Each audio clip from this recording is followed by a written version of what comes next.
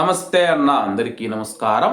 ఆన్లైన్లో జూదం మరియు మనీ లాండరింగ్కు పాల్పడుతూ ఉన్న ప్రవాసులకు మనం చూసుకుంటే జైలు శిక్ష మరియు భారీ జరిమానా విధించడం జరిగింది. వివరాలేకి వెళితే కువైట్లో ఆన్లైన్ జూదం మరియు మనీ లాండరింగ్లో పాల్గొన్న ముఠా కేసులో క్రిమినల్ కోర్టు కఠినమైన తీర్పును జారీ చేసింది.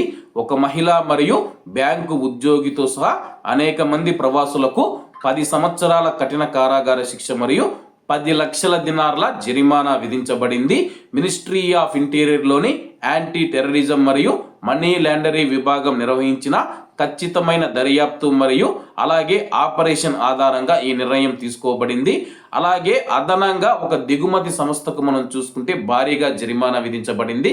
క్రిమినల్ కోర్టు ఆ యొక్క కంపెనీకి మనం చూసుకుంటే 18,39,000 దినార్ల జరిమానా విధించింది. ఆ కంపెనీ ప్రత్యక్షంగా లేదా పరోక్షంగా ఎటువంటి వాణిజ్య కార్యకలాపాలలో పాల్గొనకుండా శాశ్వతంగా నిషేధించబడింది.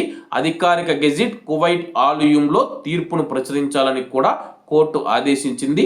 ఈ కేసులో మరో కోణంలో 2 మహిళలతో సహా మరో 5 నిందితులకు శిక్ష విధించకుండా కోర్టు నిరాకరించింది.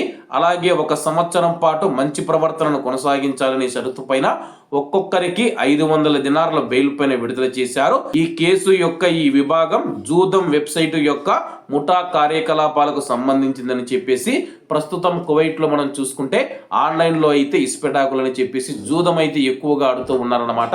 బెట్టింగులు కావచ్చు, అవి కావచ్చు, ఇవి కావచ్చు. ఆన్లైన్ జూదం మరియు మనీ లాండరింగ్ డబ్బునైతే హవాలా అయితే చేస్తూ ఉన్నారన్నమాట. ఒక కంపెనీ ఏర్పాటు చేసుకొని అందులో కువైటీలు ఉన్నారు, ప్రవాసులు ఉన్నారన్నమాట.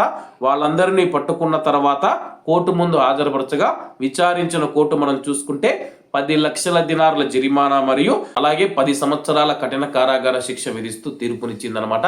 కాబట్టి కువైట్లో ఉన్న మన భారతీయులు ఎవరైతే ఉన్నారో ఇటువంటి చెడు మార్గాలలో ఎవరు వెళ్ళవద్దని కోరుకుంటూ అందరూ బాగుండాలి, అందులో మనం ఉండాలి. అందరికీ నమస్తే అన్న, జై హింద్.